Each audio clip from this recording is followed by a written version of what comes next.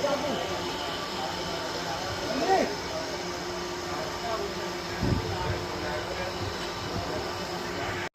लीला के उपमंत्री ओम प्रकाश घायल जी भी हमारी इस प्रेस वार्ता में शामिल हैं। मैं निवेदन करूंगा हमारे मंत्री जी से, प्रकाश बराटे जी से, उसकी लीला की जानकारी आपको दूंगा।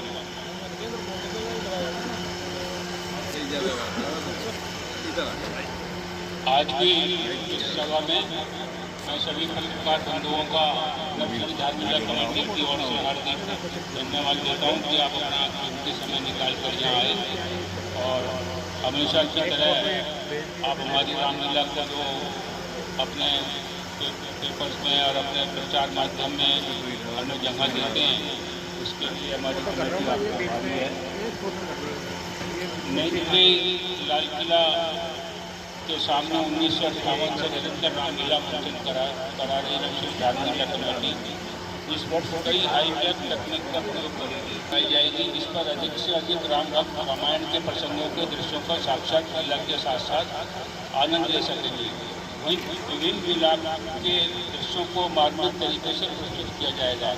इसके अतिरिक्त रावण जटायु का हवाई युद्ध होगा और मायावी राक्षसों संघार की लीला का प्रदर्शन भी हाईटेक होगा। लीला में तीनों लोगों से मेघनाथ भगवान लक्ष्मण के साथ हाईटेक युद्ध करेंगे। सीता स्वयंवर के लिए हाइड्रोलिक मंच निर्मित किया जाएगा, से संजीवनी मूर्ति लाएंगे। भगवान राम का राक्षसों के साथ मायावी युद्ध होगा, जिसमें भगवान श्री राम द्वारा अग्निबाण वर्षा बाण चलाए जाएंगे। इस बार लीला में कुछ नए प्रसंग भी दिखाए जाएंगे। इस वर्ष हमारे यहाँ डांस ड्रामा की प्रबलता रहेगी, जिसमें संगीत नृत्य के माध्यम से प्रसंगों को दर्शाया जाएगा, जैसे कि केकई का चरित्र, सीता जी की अग्नि से उत्पत्ति, भगवान जन्म के मुख्य कारण आदि लीला में बॉम्बे के मशहूर डिजाइनर द्वारा भगवान की गई है। इस वर्ष मंच 3 मंजिला होगा। ओटीटी के कलाकार इस बार लीला में नजर आएंगे। श्री राम के रूप में ओटीटी के जाने माने कलाकार श्री प्रयोग कटारिया जी, श्रीकांत वर्मा जी, श्री प्रदीप मिश्रा जी भी भाग लेंगे। लीला में दिनांक 5/2024 को हास्य कवि सम्मेलन का आयोजन किया गया है। फिल्मों और धारावाहिकों के सेट डिजाइनरों को लीला के मंच की साज सज्जा के लिए नियुक्त किया गया है। मंच पर इस बार LED लाइट लगाई गई है। लीला में सुरक्षा के विशेष प्रबंध किए गए हैं। सभी जगहों पर CCTV कैमरे से निगरानी रखी जाएगी। लीला में आने वाले भक्तों के लिए पार्किंग की भी उचित व्यवस्था की पूरी कोशिश की गई है। यह जानकारी लीला कमेटी ने पदाधिकारियों के साथ एक संवाददाता सम्मेलन में आप लोगों को दी।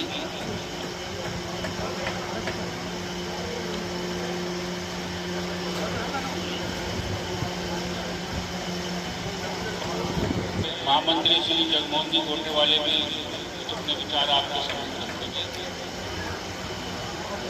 आप सभी पत्रकार बंधुओं ने देखा होगा कि हमारी साज सज्जा, साफ सफाई और हर साल से कुछ न कुछ बेहतर होती जा रही है। इस वर्ष लीला देखने के लिए श्रीमती सोनिया गांधी जी, राहुल गांधी जी व अन्य केंद्रीय मंत्री की पधारने की पूरी आशा है। दिल्ली सरकार के मंत्री, मुख्यमंत्री को भी आमंत्रित किया गया है। हमारे फूड कोर्ट, जिसका अवध बाजार नाम दिया गया है, दिल्ली के सबसे स्वादिष्ट चाट और सबसे किफ़ायती रेट पर हमारी कमेटी जो है प्रोवाइड करवा रही है। और इस बार 5 अक्टूबर को रात्रि 9 बजे कवि सम्मेलन है, जिसमें दिल्ली के बड़े फेमस कवि आएंगे। वो कविताओं के माध्यम से हंसाने के साथ साथ पारिवारिक वातावरण में बच्चों के लिए शिक्षाप्रद कविताएँ इस बार प्रस्तुत करेंगे। मैं आशा करता हूँ आपका सहयोग, आपके माध्यम से रामलीला कमेटी के बारे में लोगों को बताना, आगे भी इसी प्रकार हमें आपका सहयोग मिलता रहेगा। हमारे प्रचार मंत्री श्री राहुल शर्मा जी अब आपको लीला के बारे में और जानकारी देंगे। साथियों, जिस तरीके से लीला मंचन हम हर साल करते हैं, युवाओं को जोड़ने के लिए हमने सोशल मीडिया का पहले भी इस्तेमाल किया। इस बार भी सोशल मीडिया पे हमारी रामलीला लाइव प्रसारण होगा, यूट्यूब पे, फेसबुक पे। इंस्टाग्राम सबसे पॉपुलर टूल है युवाओं में आजकल, तो उसके लिए हमने रियल रील्स का के लिए अरेंजमेंट किया है। रील्स बना कर रामलीला की उस पर अपलोड करेंगे। इसके अलावा व्हाट्सएप के माध्यम से भी हम लीला की जानकारी आगे पहुँचाएंगे। और सबसे जो इम्पोर्टेंट बात है वो ये है कि इस बार पहली बार किसी रामलीला में AI का इस्तेमाल होगा।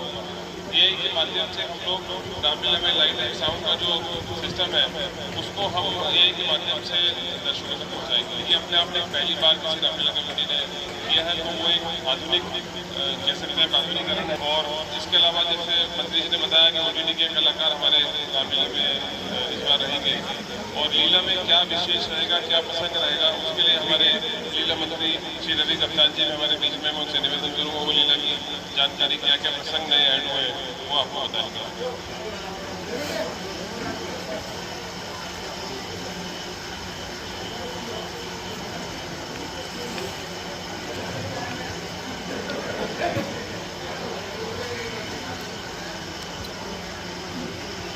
सभी को जय श्री राम। जय श्री राम। रामलीला के पावन स्थल पर आप सभी का बहुत स्वागत है। हम लीला में कुछ न कुछ नए प्रसंग जोड़ते हुए इस लीला की रोचकता और भव्यता बनाने की कोशिश करते हैं। पहली बात तो भगवान प्रभु राम की लीला है, वो अपने आप में भव्य भी है और सुंदर। हर वर्ष की भांति जैसे लीला का आरंभ गणेश पूजन की लीला से आरंभ होता है और पहली बार ऐसा होगा कि पहले दिन ही रावण का किरदार आपको पहले दिन ही नजर एक प्रसंग इसमें जोड़ते हुए रावण का किरदार पहले दिन ही मंच पर रहेगा और कुछ आधुनिक तकनीक जोड़ते हुए हाइड्रोलिक मंच है और जैसे वो पुराने समय में दिखाया जाता था कि कुछ इफेक्ट साउंड इफेक्ट देकर उसको जैसे मायावी दृश्य है और है सब उसको जोड़ते हुए हम वो दिखाएंगे। प्रभु श्री हनुमान जी का विराट रूप भी इसमें होगा। 9वें दिन रावण का विकराल और मायावी रूप सभी शक्तियों का आवाहन करते हुए 10 शीश जो आवाहन करते हैं वो आपको दृश्य भी दिखाया जाएगा। प्रचंड युद्ध, भगवान शिव, माँ काली का रौद्र रूप, नृत्य नाटक हमारे मुख्य आकर्षण रहने वाले। दशहरे पर रावण द्वारा लक्ष्मण को शिक्षा का मार्ग जो प्रसंग है वो दृश्य हम इस बार मंच पर दिखाएंगे। हाईटेक तकनीकों का प्रयोग करते हुए लीला में होने वाले युद्ध में हाईटेक और स्टंट निर्माताओं की मदद से उसको वास्तविक लगे ऐसा प्रयास हमारा रहेगा। हर वर्ष की भांति अष्टमी के दिन माता की चौकी हमारे मंच पर लीला स्थल पर रहेगी। इस तरह से हर बार जैसे होता है कि कुछ न कुछ नए प्रसंग जोड़ते हुए हम लीला की रोचकता को और उसकी, लेकिन वो जो प्रसंग हम जोड़ते हैं किसी न किसी ग्रंथ के माध्यम से जिसमें कि उसकी वो ऑथेंटिक जो वो है वो बनी रहे, वो हम जोड़ते हैं। जय श्री राम।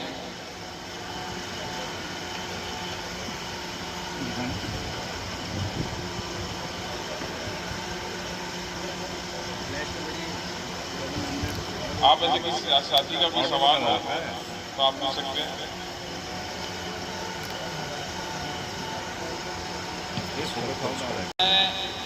पहले सबको जय सिया राम। और मैं अपनी टीम से अनुरोध करूंगा, हमारे जो लंकेश का किरदार निभाएंगे मनोज चमोली जी, मेरे साथ आ जाइए। मोहित चौहान जी हनुमान जी के रूप में आप साथ आ जाइए। और हमारे केवट और दशरथ जी जो भी पीछे मौजूद हैं वो हमारे साथ आ जाइए। ये किरदार आपको इस साल मंच पे दिखेंगे। और जैसा कि रवि अंकल ने सब बताया, इस साल जो चेंजेस हुए हैं, जो मुख्य चेंज आप देखेंगे वो रावण का इस बार इन्वॉल्वमेंट ज़्यादा देखेंगे। रावण को जैसा रावण ने दिखाया है, जैसा रावण दिखा है, सिर्फ उस दृष्टि से देखा जाता है। लेकिन रावण का जो उद्देश्य था मुख्य, भगवान विष्णु के हाथों से मोक्ष को पाना, वो कभी उतना एक्सप्रेस नहीं किया गया है या उतने एक्सप्रेसिव वे से कभी दिखाया नहीं गया। और हमने वो कोशिश करी है, रावण का जो मोक्ष के प्रति उसकी लालसा थी रावण की, उसको हमने दर्शाने की कोशिश करी है। जिसके लिए हम पहले दिन से ही 4 तारीख से राम जन्म के जिस क्षण से राम जन्म होता है, उस क्षण से रावण का क्या मनोभाव चलता है और क्या वो आगे आगे ऐसे प्रोग्रेस करता है, उसको हमने दर्शाने की कोशिश करी है। और मैं चाहूँगा हमारे लंकेश कुछ डायलॉग कुछ सामने रखें।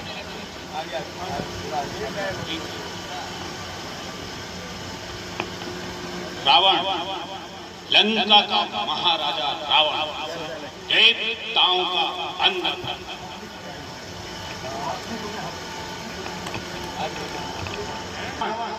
लंका का महाराजा रावण, देवताओं का अन्नदाता, लोकपालों का इष्टदेव, दानव, धनुष और देवताओं का स्वामी।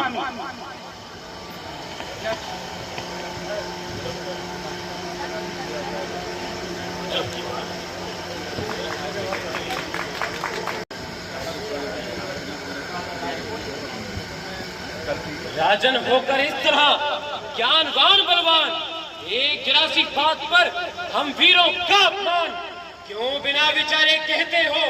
ये वचन तुम्हारे तीखे हैं, करते हैं घायल हृदय को, बर्छी से बाण सरीखे हैं। एक एक छेद है छाती में, एक एक तुम्हारी वाणी पर, सबको दूषित कर डाला है केवल इनकी नादानी पर।